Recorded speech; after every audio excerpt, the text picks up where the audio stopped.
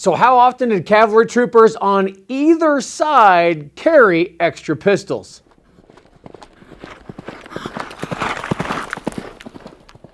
This week on the 11th OVC, the second part of our extra cylinders and extra pistols problem or issue or, well, let's just see where the evidence takes us.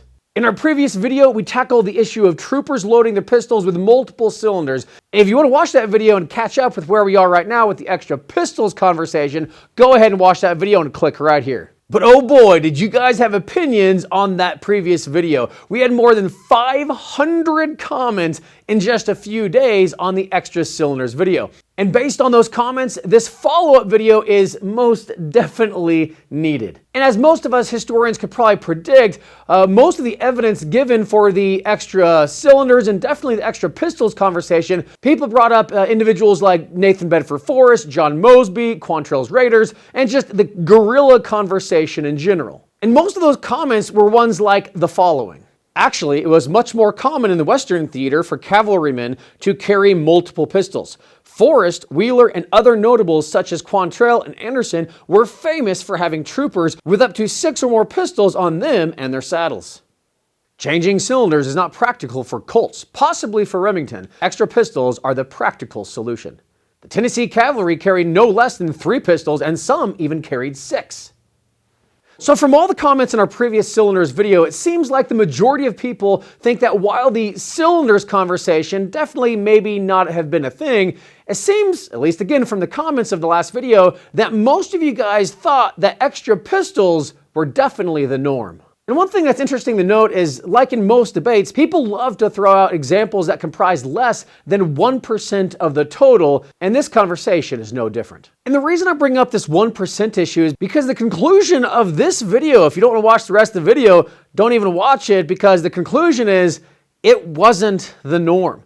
Yes, there were guerrillas, there were Quantrill's Raiders. John Mosby definitely is in a league of his own and basically is the exception to the rule, but it's actually these individuals that point to the fact that, again, those were so unique that they were the exception to the rule rather than the rule itself. So when we're trying to determine whether it was the norm, we're not just talking about those guerrillas and the Raiders or those just quick attack Confederate units that we all know. Really what I'm talking about is, Stuart's cavalry that composed the 1st North Carolina, the 2nd South Carolina, the 1st South Carolina, Cobb's Legion from Georgia. You have the Jeff Davis Legion out of Mississippi, the 4th Carolina, the 5th Carolina, the 1st Maryland, the 1st Virginia, the 2nd Virginia, the 3rd, 4th, 5th Virginia, the 14th Virginia, the 16th, 17th, 34th, 36th Virginia, 2nd North Carolina Cavalry, 9th Virginia Cavalry, 10th, 13th, 6th, 7th, 11th Virginia Cavalry. You have McNeil's company of partisan rangers, and those units were generally just in the Eastern Theater. And of course you have Forrest Cavalry in the Western Theater. So what I want to do to try to keep this video as short and concise as possible is I'm going to pick one of the popular groups of cavalry that a lot of people point to prove that cavalry in general had multiple pistols, and especially, and here we go, Forrest Cavalry had multiple pistols. But is that the truth? The issue is that people think it was common for troopers, especially in the Confederate cavalry, to carry multiple pistols. This video that I'm doing today is geared to proving that while definitely carrying multiple pistols happened, it was not common in the rank and file of cavalry regiments on either side, yes, I said either side, in the American Civil War, again, carrying multiple pistols. And as you'll see here in a little bit, when doing research, you can find many examples of multiple pistols being carried and used in battle.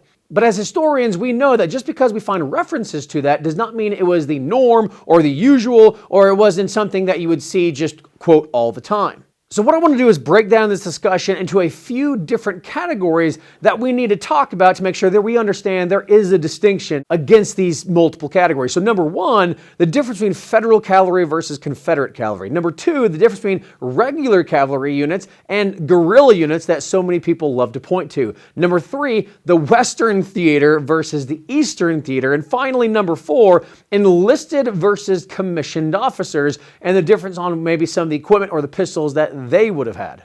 So when you take that list of different categories, kind of a dichotomy of, enlisted versus officers, and East versus West, and Confederate versus Federal, then you take those categories, then what we're going to do is we're going to compare those to the actual list of evidence for the multiple pistols conversation. And that evidence are the three following items. Number one, evidence in the equipment returns. Number two, evidence in first-hand accounts like diaries or really anything that's written down, right? And number three, evidence in photographs. So with all that said, and because so many of you used the Forrest Cavalry example in the Western theater as the, quote, prime example of people using multiple pistols, I'm actually going to kind of steer this video, and again, for the purpose of time, to focus on what evidence do we have of Forrest Cavalry carrying multiple pistols. So first, let's talk about equipment returns, whether it's, quartermaster, ordnance, whatever. And on the Confederate side, those of you who've done research on your own,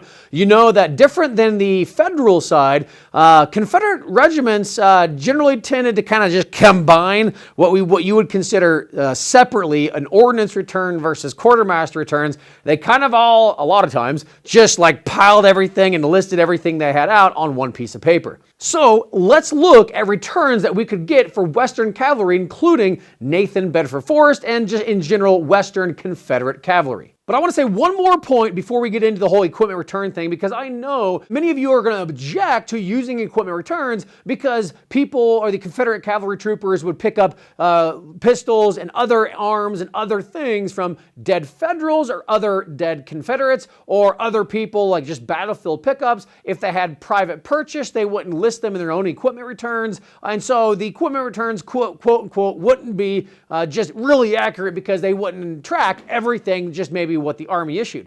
Now, I understand your point, and to a degree, again, there's always a little bit of truth in every objection or every complaint or every discussion point. But the fact that you have shotguns and, quote, squirrel guns listed on official Confederate documents, I'm pretty sure that we can, at least to some degree, really kind of rely on, to a little bit of degree, rely on the equipment and ordnance returns that these regiments have. Also, too, unfortunately, to the help of those who believe the multiple pistol myth and to the lamentation of those who don't, Forrest men were not very good about filling out inspection paperwork on a regular basis, but there's still quite a bit out there if you just look for it, especially in the research arsenal. You'll find actually all of these returns for Nathan Bedford Forrest and other Western cavalry on what they had during, and I should say throughout the war. So to start with, here we have an equipment abstract listing total equipment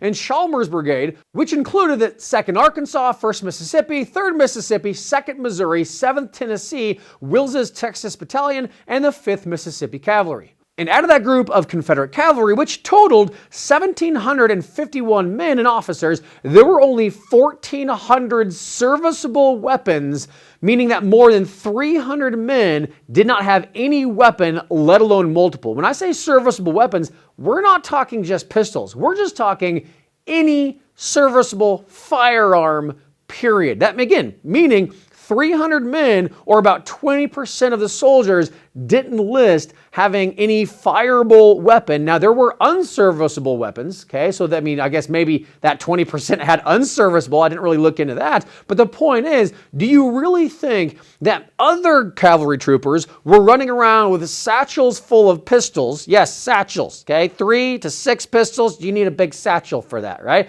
Do you think those guys were carrying around multiple pistols when they had other comrades or other people that, especially, do you think that an ordnance sergeant or ordnance officer would allow that when you have multiple people riding around with multiple pistols while you have other people with nothing?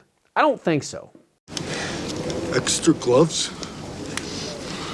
You've had this pair of extra gloves this whole time? Then another fun one to look at is the 1863 returns of Richardson's brigade that had no more than 300 men. Now, I say no more because in a report or a letter sent later on, recorded from Forrest himself, he said that there wasn't more than 250, let alone 300. So let's say 300 total. And out of those 300 men, Richardson lists about 273 long arms, 60% which were infield rifles, by the way, but only 151 pistols. Again, 151 pistols, meaning that just about 50% of an entire brigade of Western Southern cavalry did not have pistols. Or did have pistols, 50-ish%, right? So if you had 151 pistols out of 300 to 250 men, do you really think that there's guys riding around 3, 4, 5, 6 pistols when their fellow soldiers don't have a single pistol? Again, highly unlikely. Now, it's at this point that I do have to share something that I found while doing this research that is actually kind of interesting, especially with the whole multiple pistols or just pistol conversation in general. And that interesting fact is that in February of 1864, about 30 cases of the famous French double-action revolver made it through the blockade in Mobile, Alabama. Thus, we contract that 149 French double-action Navy revolvers made it to Forrest's command in early 1864. So next, let's look at Duckworth's 7th Tennessee Cavalry, specifically Company A. And that actually supports evidence of adequate arming of pistols. So again, I wanted to show when it did show multiple pistols, or at least a good complement of pistols, I want to throw that evidence out there as well to make sure you guys know I'm not just hiding evidence from doing this research. So these returns actually show that they actually had about 20 Kerr pistols for about the same number of troopers, which actually was around 16 troopers. Again, can't quite tell at that point in time exactly, but we think it's around 16 to 20 troopers. And of course, if we're talking 20 Kerr pistols, that's actually arguably 100% plus some supplying that company with pistols. The 2nd Tennessee Cavalry's first quarter returns of 1864 list that only 77 revolvers total for a regiment of around 300 men, meaning less than 25% of that Western Confederate cavalry regiment recorded pistols. Again, they were all well armed with other rifles, primarily kind of rifles and carbine combo, but the point is, less than 25% had pistols. Again, not even 50 in this conversation for this company in the regiment. And so again, do you really think in that company there's guys with 3, 4, 5, 6 pistols, or a quote satchel full of pistols when they had other fellow troopers that didn't have any? Again, would a ordnance sergeant or ordnance officer even allow that? I really doubt it in the name of combat effectiveness. Another piece of interesting evidence actually that supports the adequate, again, I'm not going to say more than, but the adequate arming of pistols to Confederate regiments is that in February of 1864, Richardson's men listed 140 French pistols and only 17 long arms for around 135 men. Meaning that the vast majority of that Confederate cavalry had pistols and a few had long arms. When the vast majority of the time, the evidence points to the opposite being true for most Confederate cavalry. Additionally, Chalmers' 2 brigades had about 270 pistols for the 600 plus men that they had in those 2 brigades. So, I mean, think about it, 270 pistols for 600 men. That again, that's less than a half of the Confederate cavalry having pistols. However, it is worth noting, I gotta say this, that just a few weeks after this return, they were issued additional pistols. In fact, actually 480 pistols, thus bringing them to actually more than 100% pistol issuance, I guess, if you will. And if you do the math, that actually allows, if you allow this, it makes about 10% of that brigade or those brigades or that number of men able or allowing to have more than one pistol. Now, a side note to all these numbers, I know I'm throwing a lot of numbers out, but I'm trying to make the best case possible for the multiple pistol myth by assuming men who were listed as sick or off duty or detached service gave their pistols to the other, quote, active men, making it more likely to be multiple pistols in that active regiment, which, by the way, I think is extremely unrealistic. But I'm trying, again, to skew the numbers as much as possible to help the multiple pistol myth. And these numbers are just the tip of the iceberg that I could put in this video. And I could make this an hour or 2 hour long video showing you each regiment, each Confederate return, and what they had. But the point is that all these numbers held true, that the number of pistols almost always fell below the number of men listed in that regiment. A lot of times around 50 to 70%, up to 80%. Again, there are examples of regiments having 100% or slightly more than 100% issuance of pistols, but the vast majority of all these Confederate returns, which pretty much included private purchase pistols and battlefield pickups, listed regiments with far lower pistol numbers than they had troopers in the saddle. And again, with all that evidence, I can't see fellow soldiers hoarding 2 or 3 or 4 or 5 pistols when their comrades right next to them have none. It's a hard conversation, right? But again, on the other hand, is there examples of 100% pistol issuance? Well, of course there is. I've already covered some of those. But again, it's the exception, not the rule. And even when that did happen in those returns, it was more like 110, 150%, meaning pistols to men, still proving that only a select few men may have had multiple pistols. But again, the majority had 1 or none. They did not have 2 or 3 or 4 or 5, or they didn't bust out their satchel full of pistols. But again, I gotta say this, am I saying that it never happened? No, not at all. I am just saying it was statistically rare. So to combat many of the comments that we got in our previous multiple cylinders episode, like Randall Scott Key 802, who said the following: "Don't know about them Ohio Yankees, but Nathan Bedford Forrest troopers carried 4 Colts revolvers per man, giving them 24 shots without a reload. This was an immense increase in firepower over units armed with single-shot muzzle-loading rifles." Well, I have to say that's a myth. That's not true. In fact, it was Forrest guys that we've covered. I mean, these numbers were in Forrest Cavalry, and there is no indication that they carried 4 pistols, let alone 3, let alone 2, for the vast majority of troopers. Really, in all indications, the evidence points that most of Forrest guys were armed with muzzle-loading rifles, and it seems that pistols were a luxury. And the last thing I want to say before we move on to first-hand accounts, especially when it comes to equipment returns, is that you'll notice that I didn't really talk about Federal cavalry either in the East or the West. Now, the reason I did this was to keep this video as short as possible, and like I said before, everyone seemed to use Forrest's cavalry, especially in the West, or Western cavalry in general, as the prime example of multiple pistols, so I wanted to focus on that to prove my point. Now, obviously, you guys, if you watched my videos, you know I've done the homework before. And so I did look at Eastern and Western Union or Federal cavalry. And what I found on average is that Federal cavalry, again, either in the East or the West, had pistols around the 90 to 110% realm from what I could find based on the numbers and the morning returns, what they had in that regiment. But for whatever it's worth, the percentage of pistols to men in the Federal cavalry, again, East or West, were consistently in the 90 to 110% realm. Again, proving that even Federal cavalry, they had actually more pistols on average than the Confederate cavalry did.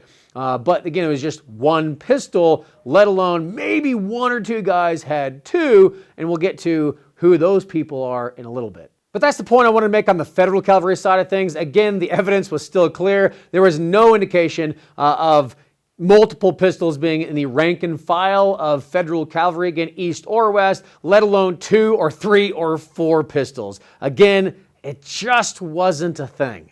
Now, the next type of documentation that we want to use to discuss the multiple pistol conversation is the letters and diaries or other primary written accounts, which we also threw in regimental histories in this conversation as well, to talk about was there any written evidence of multiple pistols being used.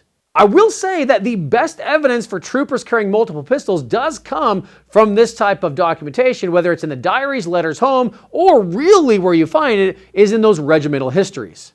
For example, in Toby's regimental history of the 1st Maine Cavalry, he mentions using 2 revolvers that were in his holsters, again plural, indicating probably pommel holsters, then firing 11 shots, saying that the actual 12th one misfired. And of course, as many of you know, there are accounts of dual pistol packing rebels like the 26th Texas Cavalry, and that there was actually reference to the men who had revolvers were grouped into a special platoon for shock purposes. However, as a note, the fact that they had to create a special platoon that was unique for those who had multiple pistols or pistols in general, again proves that it was not the norm, and the fact that having pistols or multiple pistols was, again, statistically rare.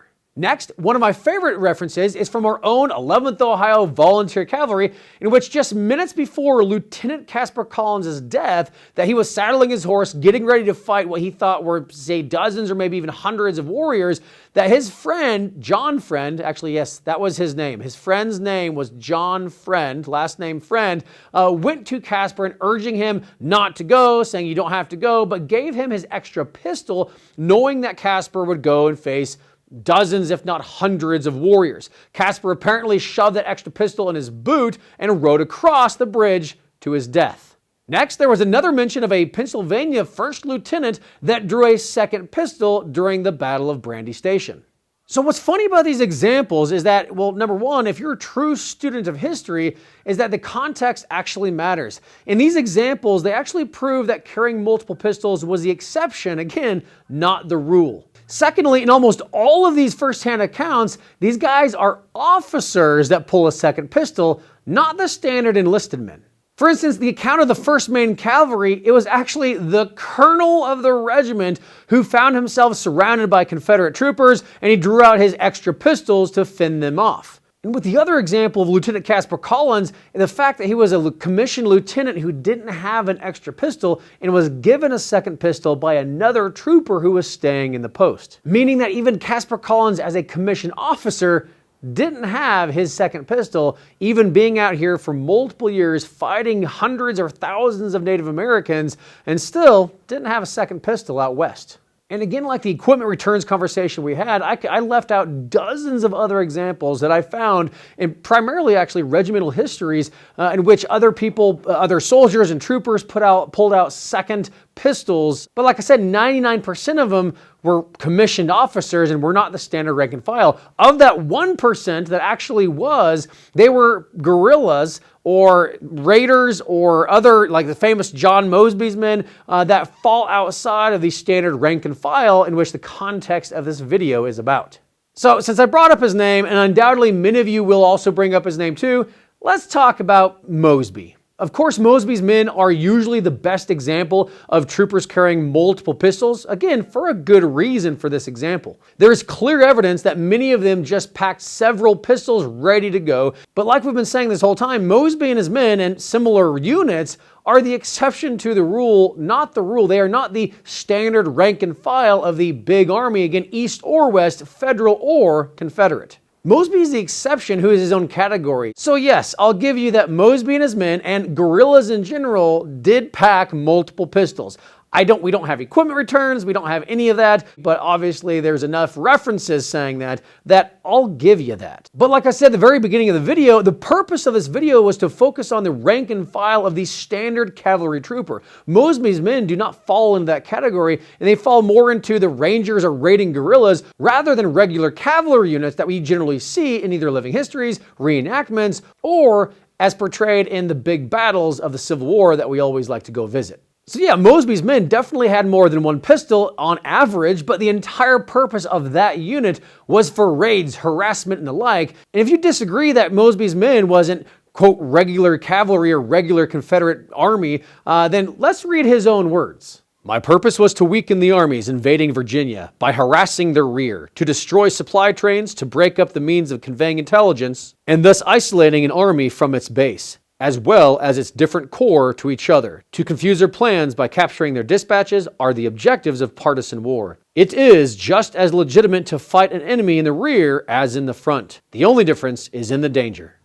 Colonel John S. Mosby. So in his own description of what he did, the very way he described it proves that, again, his unit is outside of the context of this video. He was not the standard rank and file. He was not the, quote, big army or regular army. And of course, yes, his men had extra pistols or multiple pistols, but not the rest of the Confederate army. All right, now to the visual or photographic evidence of this conversation. This one deserves a quick note that context and location matters an awful lot when looking at period photographs. So of course we jumped on the researcharsenal.com to quickly filter the more than 10,000 period images in that database, and we filtered by weapon type in this example. We filtered by pistol, all pistols. You can filter by specific pistols like Colts or Remingtons or Stars or whatever, but we just filtered all pistols, which actually resulted in about 469 images. Out of those 469 images, only 10 images had people with more than one pistol. Out of those 10, 5 clearly were not cavalry, which left the following examples. Number 1, this portrait of a dual-wielding federal soldier. Then the next one we found was an iconic image of a federal trooper with 3 pistols tucked into his inverted upside-down belt, as we used in our thumbnail for the cylinder video. And the last one was a Confederate with a shotgun, large-bladed weapon with 2 pistols tucked into his belt. Now, of course, the problem with the portraits is that it's hard to know what is a studio prop versus what was actually the soldier's own or issued weapons. As many of you know, it was very common for soldiers to use studio prop weapons for a more, quote, dramatic pose. Either way, 10-ish images in more than 10,000 doesn't really help the argument of how common it was for cavalry troopers to carry multiple pistols. Now, of course, are there other images out there floating that's not on the Library of Congress, Research Arsenal, National Archives of dual-wielding pistol portraits or field images? Of course there is. You can actually go on multiple auction sites and find them. You can go to the Facebook, to Civil War Faces and Civil War Faces Marketplace to find those. But again, statistically, nothing changed. Is that, yeah, every now and then you find them, but again, it doesn't support the evidence that guys were going around with satchel fulls of pistols. So overall, with all this being said, what's the actual conclusion? Well, even a recent study done by one of our friends, Mr. Chris Fisher, dove into the Griswold pistols that exposed that almost all of the identified ones belong to officers. But honestly, I feel the coup de grace of this entire multiple pistols myth is simply the thousands of regular accounting from the ordnance departments from both sides on the number of pistols in each regiment. First, when looking at the CS ordnance returns, one quickly realizes the typical Southern trooper didn't have a single revolver, much less 3 or 4. And again, I got to address the common complaint here is that the soldiers could have had their own battlefield pickup, kind of hid it in their belt, not told the ordnance sergeant, the ordnance department. They could have, private purchase and it's theirs, not the government's. I mean, all this kind of stuff on whether it was recorded or not. But again, if you look with a critical eye, the fact that there were shotguns listed, the fact that there, quote, again, was a squirrel rifle listed in the ordnance department shows that to an extent, as much as possible, that even private firearms, privately purchased or even battlefield pickups were documented because, again, it actually was important information for higher-ups, for planners, for generals, for other officers to understand the true combat effectiveness of a unit. But then going to the federal side of things and looking at the federal ordnance returns quarterly from the morning reports in the same week that they actually filled out their ordnance returns, the vast majority of the time, even on the federal side of things, there were actually less pistols than soldiers in a federal cavalry regiment. Now, of course, we're only talking 1 or 2 or a couple pistols down in that regiment, but still the point is still the same, that in all these cases, there were less pistols than people in the regiment, which totally shoots the idea of multiple pistols being used in, again, the standard rank and file of federal cavalry troopers or Confederate cavalry troopers on average. Did it happen? Again, yes, I'm not saying that. Of course it happened, but that's not the argument. The argument is that seeing the standard rank and file or an enlisted cavalry trooper pull out multiple pistols was statistically and exceedingly rare.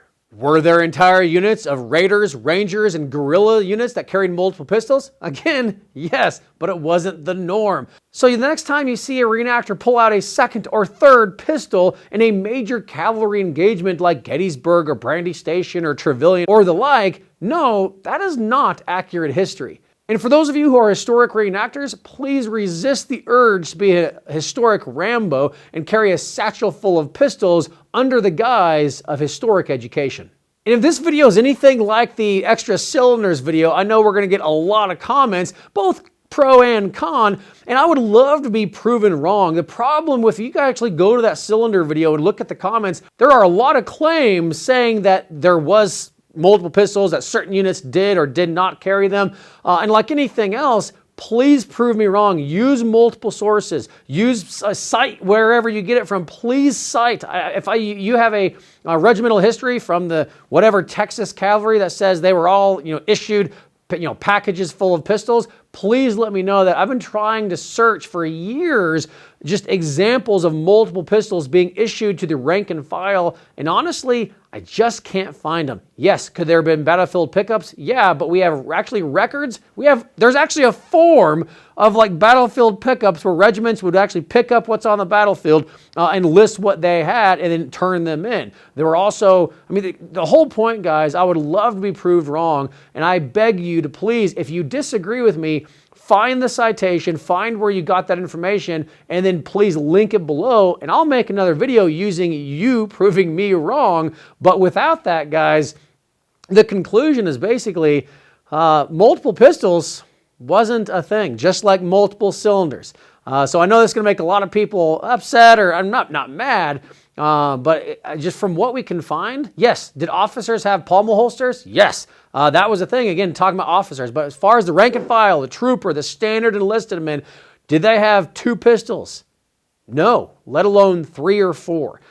So I just want to throw that out there, guys. I appreciate you watching this video. Please prove me wrong, but if you do, when you comment below, cite your source. I want to click on it, go to page whatever, and highlight that, and I will actually call out your name for proving me wrong, because without that, my conclusion is that multiple pistols, just like multiple cylinders, was a myth, period. So with that, until you see me on the field and probably are going to shoot me, have fun and ride hard.